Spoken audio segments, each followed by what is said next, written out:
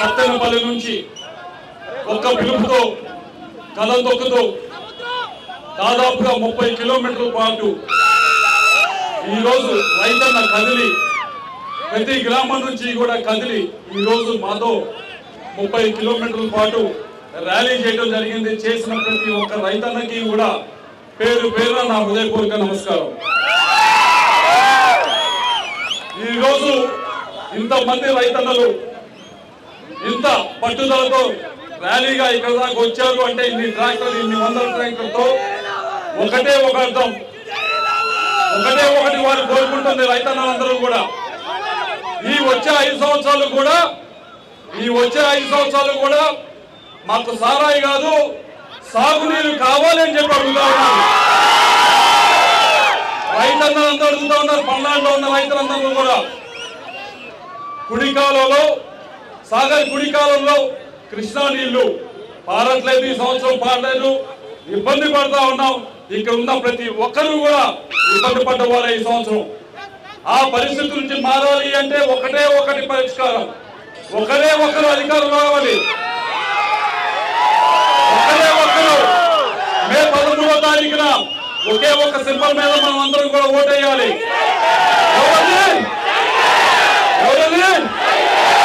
Cycle మీద ఓటేయాలి. చంద్రబాబు గారిని అధికారంలో తీసుకురావాలి. గోదావరి జలాలు తీసుకొచ్చి కృష్ణా నది కుడికాలను స్థిరీకరణ చేసే బాధ్యత మేము తీసుకుంటామని చెప్పి మీ అందరూ కూడా తెలియజేసుకుంటా ఉన్నాం. అలాగే నిన్న మాచర్ల వెళ్ళడం జరిగింది. దాదాపు 40-50 వేల మంది అన్ని గ్రామాల నుంచి తరలి వచ్చారు.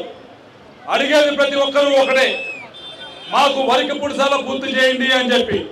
పూర్తి చేయండి, కొత్తగా 1,25,000 ఎకరాలకి నీళ్ళు అందించండి అని మీ అందరికీ కూడా మాటిస్తా ఉన్నాం.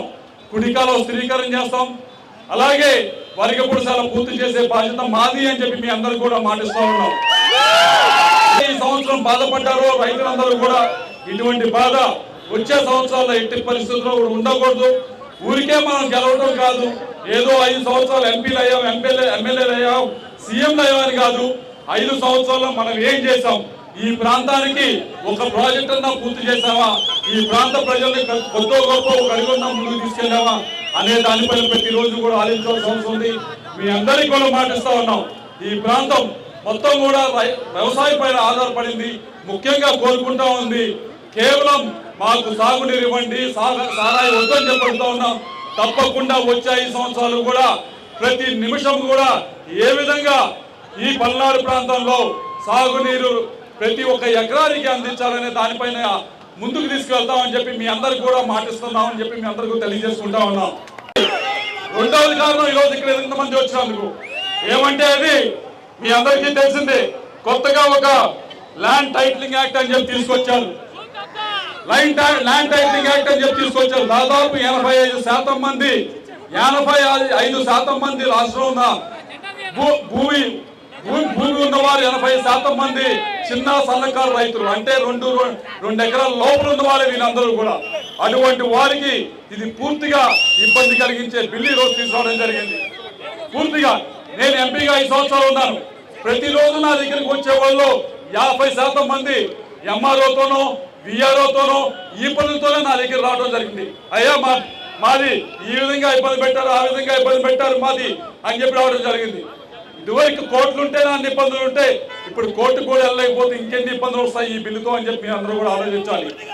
కాబట్టి మీ అందరి సమక్షంలో తెలియజేస్తా ఉన్నాం, ఈ బిల్లుని మనం ఇక్కడే తగలెట్టేయాలి. అధికారంలోకి వస్తే ఇది పూర్తిగా సమూలంగా వెనక్కి తీసుకొని కొత్త బిల్లు తీసుకొస్తామని చెప్పి చెప్పడం జరిగింది. ఇదంతా కూడా ఏదైతే ఈ బిల్లు ఉందో మీ సమక్షంలోనే ఈ రోజు కాల్ చేసే ఈరోజు దీన్ని చింపేసే కార్యక్రమం చేస్తున్నామని చెప్పి